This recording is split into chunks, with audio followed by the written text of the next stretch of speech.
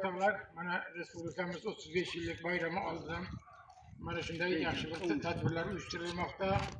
Avvalo mana shu prezidentimizga rahmat. Mana shu chekka qishloqlarga bundan oldin e'tibor berilmagan, mana shu chekka qishloqlarga e'tibor berilib, mana shu mustaqillik 35 yillik bayrami bilan avvalo men barchalaringizni tabriklayman.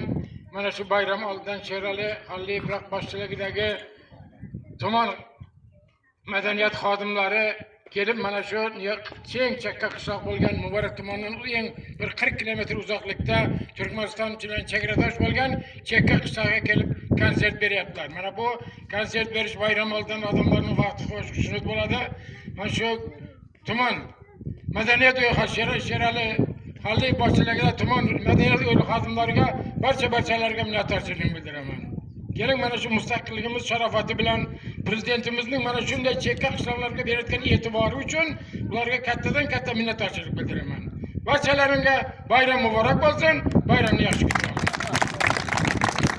Domlajon, sizlar bilan aziz yurtdoshlar, mana shu chekka olis qishloqda Muborak tumanining eng olis hududida joylashgan sobiq xalq ta'limi a'lochisi Murodullo aka Qurtov 19-maktabda bugun siz bilan biz madaniy xizmat ko'rsatdik. Domlasiga ham bayram muborak bo'lsin, sizlarga ham xonadonlaringizda yaxshi kunlar muborak bo'lsin.